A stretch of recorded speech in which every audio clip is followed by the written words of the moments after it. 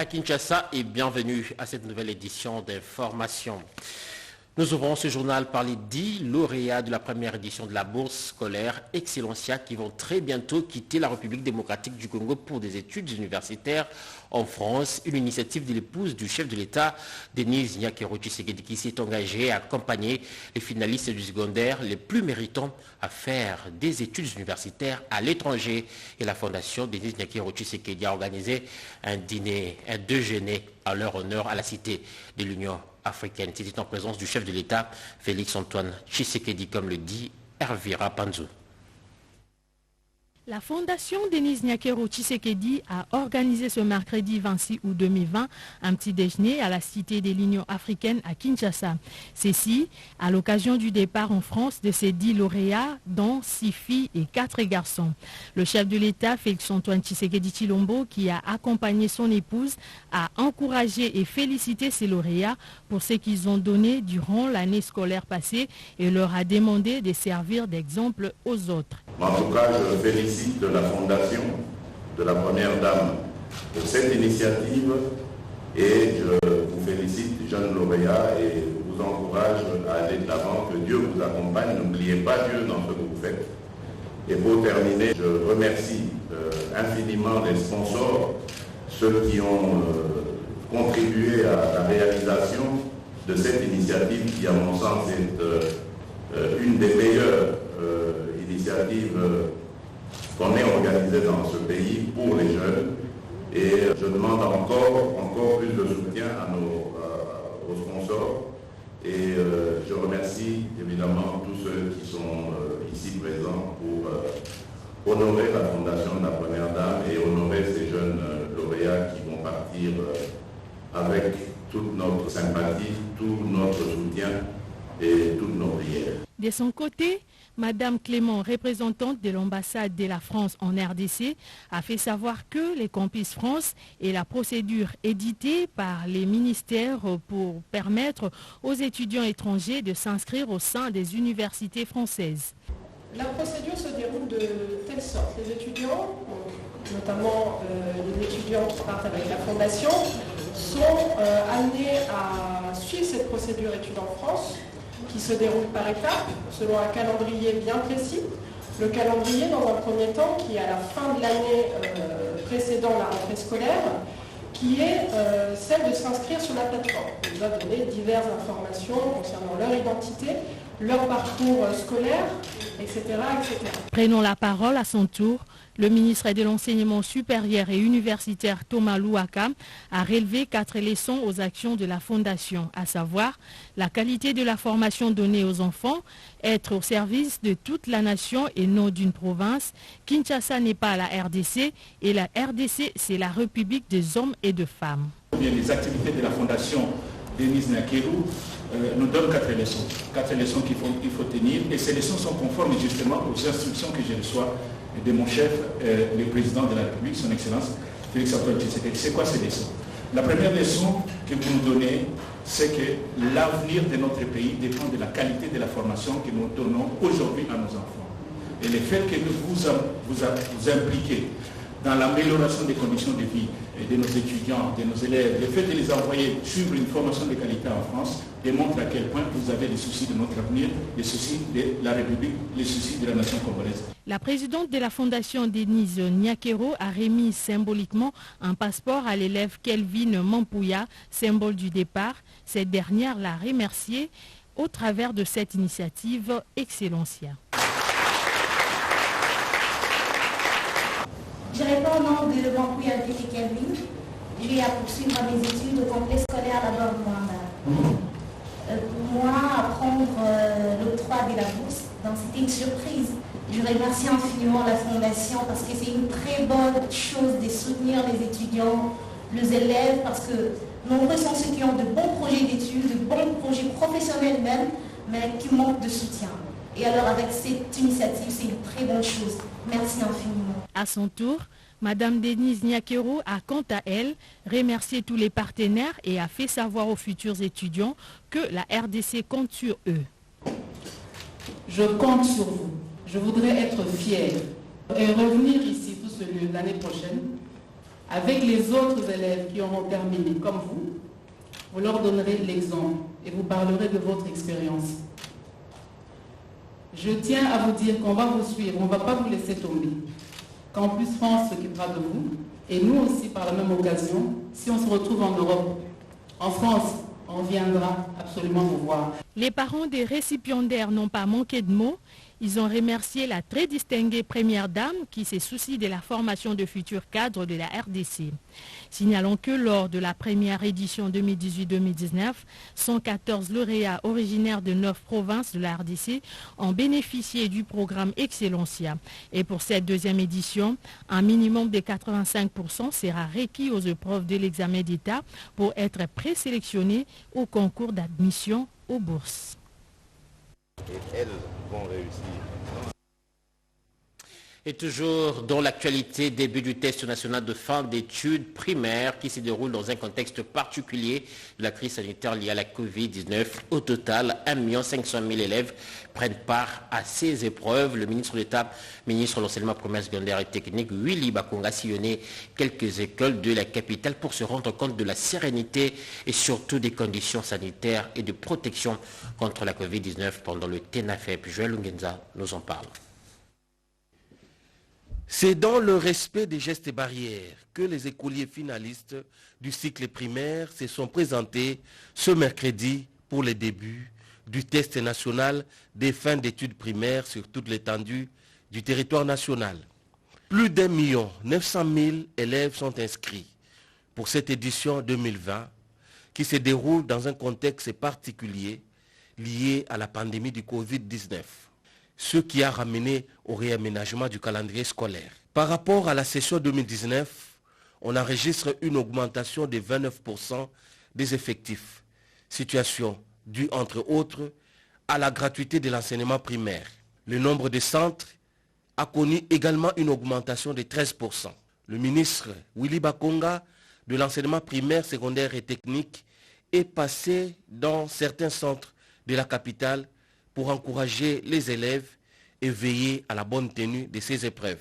Aujourd'hui, je suis en face des élèves. Je suis très content, très fier, puisque le président de la République, chef de l'État, a entendu nos cris, a eu, n'est-ce pas, la sagesse de rouvrir les écoles pour que nous terminions en beauté cette année scolaire et que chaque élève ici présent doit avoir son certificat, puisqu'il va bien travailler, puisqu'il a bien suivi, n'est-ce pas, les cours, n'est-ce pas?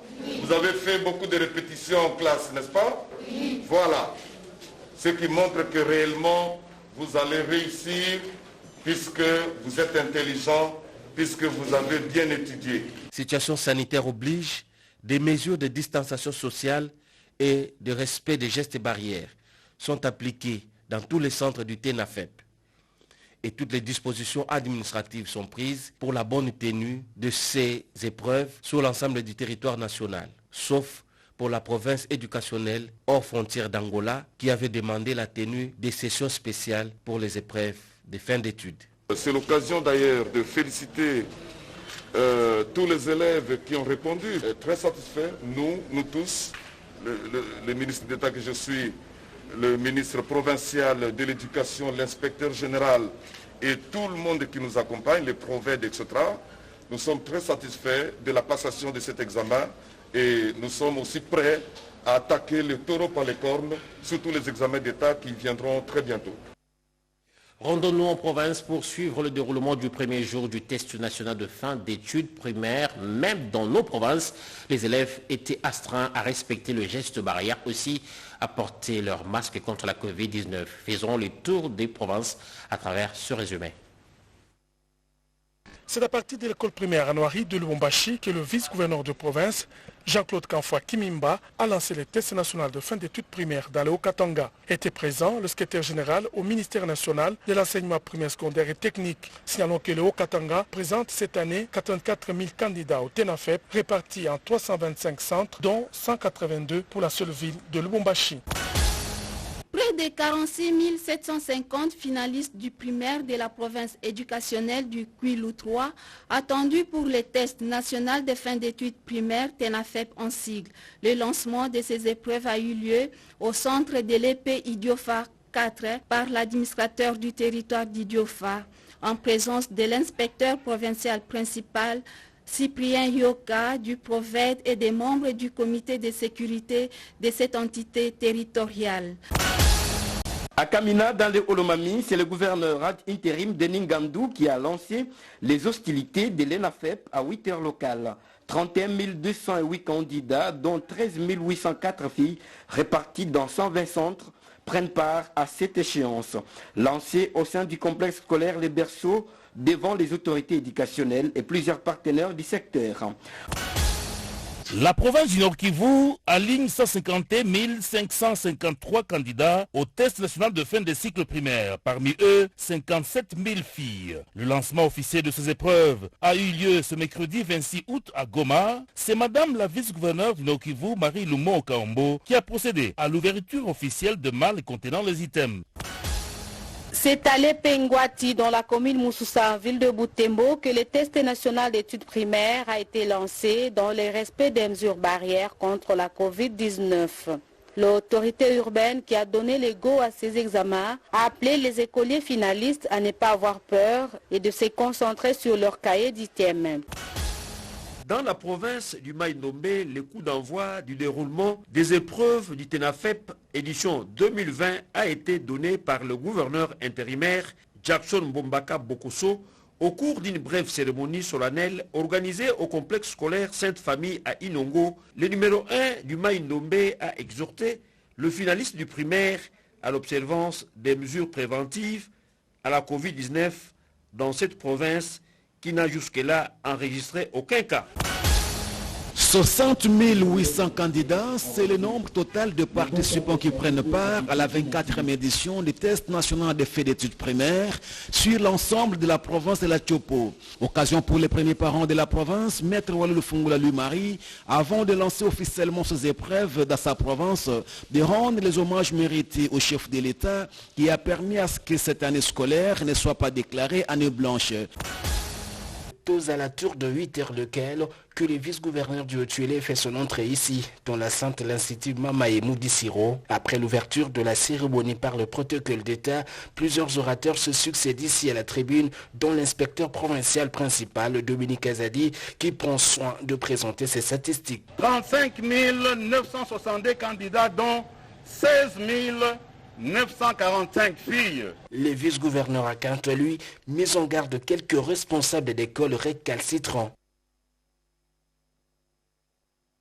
Le gouvernement Ilunga Ilukomba totalise une année depuis sa prise de fonction avec un bilan moyen des efforts ralentis par la crise sanitaire due au coronavirus. Le ministre d'État, ministre de la Communication et des Médias, porte-parole du gouvernement, Jolino Makelele, l'a dit devant la presse. On l'écoute. 26 août 2019, portant nomination des vice-premiers ministres, des ministres d'État. 26 août 2019, aux petites heures du matin, le Congolais découvrait la composition du premier gouvernement sous Tshisekedi Félix, dirigé par le premier ministre Sylvestre Ilunga Ilunkamba. C'est mercredi 26 août 2020. 365 jours se sont écoulés depuis la mise en place de ces gouvernements dans un contexte politique inédit avec l'expérience d'une coalition entre les forces politiques hier farouchement opposées devenues alliées. Pour marquer cet événement, David Jolino Diwampovesa Makelele, ministre d'État, ministre de la Communication et Médias, porte-parole du gouvernement, était devant la presse pour partager le mérite et réalisation à l'actif du gouvernement Sylvestre Ilunga Ilunkamba. Pour le porte-parole du gouvernement, grâce à la volonté politique imprimée par les chefs de l'État, le jalon d'un véritable état de droit ont été posés, des victoires diplomatiques ont été engagées et diverses infrastructures ont été réhabilitées, sinon construites. Malgré divers accros, parfois nourris par certaines personnes mal intentionnées ou téléguidées par les adeptes du chaos, en dépit d'une certaine propagande haineuse bien huilée, œuvre des officines tant internes qu'externes, sans oublier les graves conséquences sociales et économiques de la Covid-19, le bateau a certes tangué. parfois très fort, mais n'a jamais coulé, ce qui est déjà un exploit. Un jet de questions-réponses s'en est suivi entre le professionnel des médias et le porte-parole du gouvernement, David Jolino Diwan-Povessa Makelele, avant que ces derniers terminent par demander à chacun d'adopter un comportement qui privilégie la paix, le patriotisme, la sérénité et une invitation au travail, seule voie pour produire davantage de richesses au bénéfice de la population. Et enfin, l'ordre a été rétabli au poste frontière de Kasumbalesa. Le gouvernement annonce cependant des mesures supplémentaires pour mettre fin aux tensions. Le Premier ministre Sylvestre Ilunga Ilukamba a réuni quelques membres du gouvernement à ce sujet. Françoise Bouela, Pompoumba. Complexe, grave. 2 mots pour qualifier les faits qui se sont déroulés à la frontière de Kasumbalesa au Katanga. Selon les témoignages, certains compatriotes auraient hissé un drapeau autre que celui du pays et sèment le trouble en foulant aux pieds les lois de la République. Le Premier ministre Ilunga Ilunkamba a réuni en urgence son gouvernement le mardi 25 août 2020. Nous avons essayé de circonscrire toutes les dimensions de cette problématique qui revêt des caractéristiques sur le plan sécuritaire, sur le plan organisationnel de tous les services qui sont en place au niveau de la frontière, et aussi des aspects diplomatiques dans la mesure où c'est un poste frontalier qui nous relie à un pays voisin qui a aussi exprimé certaines préoccupations par rapport à ce qui se passe à cette frontière de notre pays. Et je crois que dans les jours qui viennent, dans les tout prochains jours, vous serez informés des mesures concrètes que le gouvernement va prendre pour faire face à cette situation. Le message qui doit calmer la tempête, c'est que le gouvernement central a pris en charge tous ces problèmes et que l'État va s'assumer, l'État assumera ses prérogatives régaliennes et l'ordre reviendra à Kasumbalesa. Les auteurs des troubles seraient des membres de la base dite Bilanga, commandée par Isaac Chiswaka, au poste frontière de Kasumbalesa, dans la zone neutre. Hormis les ministres et les responsables des services de sécurité, le chef du gouvernement a associé à cette réunion le gouverneur de la province concernée, Jacques Kaboula Katoué, et Richard Mouyej-Manguez-Mans du Lualaba. Pas une seule dépense extra-budgétaire, tout doit se faire dans le respect de la chaîne de dépenses, c'est pas moi qui le dis, mais c'est plutôt le vice-premier ministre, ministre du budget, Jean Baudemaillot, qui a rappelé cette disposition aux responsables de la direction du contrôle budgétaire. Cédric Kenina, Hermès Bangando nous en parlent. Aucune dépense sera effectuée en dehors de la chaîne de la dépense. À cette équipe de la direction de contrôle budgétaire, les patrons du budget congolais, Jean Baudemaillot Mambeke a fait savoir qu'il comptait sur elle pour faire respecter cette instruction ferme du président de la République qui va à coup sûr aboutir à la stabilisation de l'économie nationale. Oui, je vais de réunir monsieur le directeur Djamba du contrôle budgétaire et ses chefs de division, ses collaborateurs, pour leur transmettre de nouvelles instructions. Le président de la République, chef de l'État, a décidé que toutes les dépenses passent désormais par la chaîne de la dépense. Je devais leur communiquer cette information pour leur demander de prendre leurs dispositions parce que le volume du travail va augmenter. Et que le dossier qui doit passer à la chaîne de la dépense doit réunir toutes les conditions pour se faire. S'il y a quelque chose qui manque, il retourne avec les observations et nous aussi, nous retournons à l'administration qui a émis ce dossier. La vice-primature du budget tient donc au respect des textes liés aux engagements de dépenses de l'État. Le ministre d'État, ministre des Hydrocarbures, Ruben Mikindo, s'en va en guerre contre la fraude et la contrebande des produits pétroliers. Il a présidé une séance de travail avec les services sectoriels pour la mise en place d'une commission permanente, nous apprend Janine Kalenga. Identifier dans leur facette toutes les contributions des structures intervenant dans la lutte contre la fraude et la contrebande des produits pétroliers, c'est la teneur de la réunion d'information et d'orientation dans la perspective de la mise en place d'une commission permanente de lutte contre la fraude et la contrebande des produits pétroliers. En sollicitant les avis et considérations de toutes les compétences requises, le ministre d'État, ministre des Hydrocarbures, Rubens Mikindo Mouima, a balisé le chemin qui mène vers la création d'un outil important dans la préservation des intérêts supérieurs de l'économie nationale. Par fraude ou contrebande dans le secteur des hydrocarbures, j'entends tous les produits pétroliers qui passent de manière clandestine, ainsi que ceux qui sont fournis et commercialisés illégalement, c'est-à-dire en l'absence de titres appropriés. Ces produits sont généralement trafiqués et ne répondent pas aux spécifications requises. Pour y remédier, il me paraît impératif de mettre en place des stratégies efficaces et mesures d'assainissement adéquates du circuit de la chaîne d'approvisionnement des produits pétroliers en RDC par les voies ouest, sud, est et nord. Les échanges de séjour, dirigés par son directeur des cabinets, Maître Sabre Mpoyi, seront approfondis avant la convocation d'une séance de travail pour une mise en commun des idées afin d'élaborer des stratégies.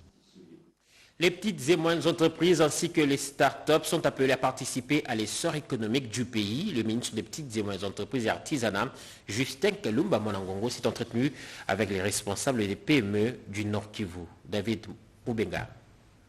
La ville de Goma est désormais branchée sur le projet d'appui au développement des micro, petites et moyennes entreprises, PADEM PME en sigle, une façon pour le gouvernement de relancer d'une manière durable les PME et la dynamique entrepreneuriale dans cette ville fortement fragilisée par la guerre. Ce geste du gouvernement était accueilli avec ferveur par toutes les couches de la population de Goma. Un engouement et surtout un sentiment d'espoir a envahi les Gomatraciens seulement au vu de la délégation gouvernementale qui a effectué le déplacement de Goma pour lancer ce projet, délégation composée de deux personnalités qui inspirent confiance, en l'occurrence un ancien ministre des Transports et Voies de Communication, Justin Kalumba Monangongo, aujourd'hui ministre des classes moyennes, petites et moyennes entreprises, qui a marqué la population de Goma par la réhabilitation de la piste de l'aéroport de cette ville, détruite par l'éruption volcanique en janvier 2002, aujourd'hui d'une longueur de 3000 mètres, ainsi que par la création de Congo Airways qui dessert cette ville. Un autre membre de cette délégation, c'est l'ancien gouverneur de la province du Nord Kivu, en la personne de Julien Paluku, l'actuel ministre de l'Industrie, qui a doté la ville de Goma d'une voirie moderne. 4 temps forts ont marqué le lancement effectif du PADEM PME ce lundi 24 août 2020 à Goma par le ministre Justin Kalumba Monangongo, à savoir la présentation du PADEM PME qui est une solution conjoncturelle à la crise qui frappe le secteur de l'entrepreneuriat et du programme national de développement de l'entrepreneuriat au Congo Pronadec, une solution structurelle à cette même crise, l'échange qui a suivi ces exposés, la visite des incubateurs qui existent déjà à Goma, dont celui qui fabrique les chocolats, ainsi que le lancement de l'enregistrement des femmes qui vont bénéficier de la subvention dans le cadre du PADEM PME. Après Lubumbashi, le 13 février 2020, le PADEM PME a été lancé à Goma le 24 août dernier. Prochaines étapes, Matadi et Kinshasa.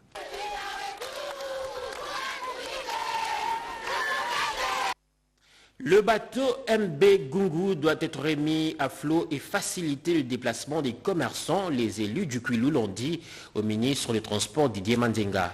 Yvette Makoutima nous en parle. Des députés provinciaux du Kwilu, conduit par les députés provinciaux et président du collectif des députés provinciaux de la République démocratique du Congo, Blanchard Takatela, a rencontré les ministres des Transports et Voies de Communication mercredi 26 août 2020 dans son cabinet de travail. Ces élus provinciaux ont plaidé auprès de Didier Mazenga Mukanzu pour la relance des activités du bateau MB Gungu sur la voie navigable du fleuve Congo, axe Kinshasa-Kikwit, et la remise à l'État des ports de la SCTP. Ils ont en outre plaidé auprès du ministre Didier Mazenga Mukanzu pour la réhabilitation de l'aéroport de Kikwit et la délocalisation des cellules de Bandundu-Ville pour raison de sécurité des habitants de ces environs. Par ailleurs, ils ont insisté sur le renforcement du trafic routier par la mise en circulation des bus Transco sur la route nationale numéro 7, axe Kinshasa-Bandundu-Ville. À son tour, le ministre des Transports, Maître Didier Mazenga Mukanzu, a réaffirmé sa volonté de plaider auprès du Premier ministre Sylvestre Ilunga Ilunkamba afin de trouver des solutions idoines susceptibles de satisfaire aux besoins pressants de la population de la province du Kwilu, exprimés par ses députés provinciaux. La bonne gouvernance doit caractériser la gestion quotidienne de mandataires nouvellement nommés par le chef de l'État. Il vient de signer l'acte de mandat devant le ministre du portefeuille, Chimène Dondo. Cette activité de grande portée significative pour la gouvernance des entreprises du portefeuille intervient après les ordonnances présidentielles de nomination de membres des conseils d'administration des entreprises de l'État. Le décret qui dit avant l'entrée en fonction, chaque mandataire public actif doit signer un contrat de mandat avec le ministre du portefeuille qui représente l'État. Ceci signifie que par ce geste, chaque mandataire s'engage individuellement. Il engage sa responsabilité dans la gestion de l'entreprise.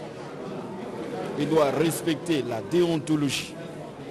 Il doit faire preuve non seulement d'une expertise, d'une maturité politique, d'une maturité sociale, comme j'avais dit, mais d'une intégrité morale. Ces contrats est un acte par lequel l'État congolais, représenté par le ministère du portefeuille, donne au mandateur le pouvoir d'agir en son nom et pour son compte. C'est ce que nous venons de faire, nous venons de les signer. C'est pour nous protéger et aussi protéger l'État. Vous savez que les entreprises publiques, nous devons accompagner la politique du gouvernement et aussi accompagner le chef de l'État, son Excellence Félix Antoine Tshisekedi Tshilombo. Faisant allusion de l'acte uniforme de l'OHADA, le professeur Clément Kwetenimi Bemouna note que cet acte précise que les administrateurs sont responsables individuels ou solidaires envers la société ou envers le tierce, sont des infractions aux dispositions législatives et réglementaires applicables aux sociétés anonymes. Sollicitant le soutien du chef de l'État, Félix Antoine Tshisekedi Tshilombo, et celui du Premier ministre, Sylvestre Ilunga Ilunkamba, le ministre du portefeuille projette imprimer une nouvelle vision et de nouvelles stratégies pour que les entreprises publiques puissent réellement contribuer au budget de l'État. Et nous allons lire ce communiqué nécrologique.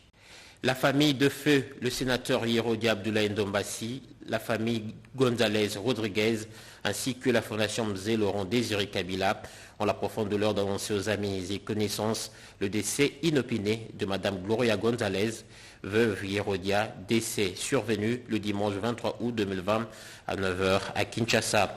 Le recueillement se tient à la résidence de l'illustre disparu, 6 avenue de la République numéro 7, quartier Macampagne, commune d'Engaliema, de 17h à 20h depuis ce mardi 25 août 2020. Le programme des obsèques se présente comme suit. Vendredi 28 août 2020 à 11h, levée du corps de la mort de l'hôpital du Cinquantenaire pour une brève cérémonie funéraire dans l'enceinte de l'hôpital. 12h15, levée du corps pour le cimetière de Bensek et Fouti, nouvelle cité pour l'enterrement. 15h, retour du cimetière et bain de consolation. Ce communiqué tient lieu de faire part. Ainsi se termine cette édition des Minuit. Merci de l'avoir suivi. Continuez d'observer les gestes barrières afin de limiter la propagation.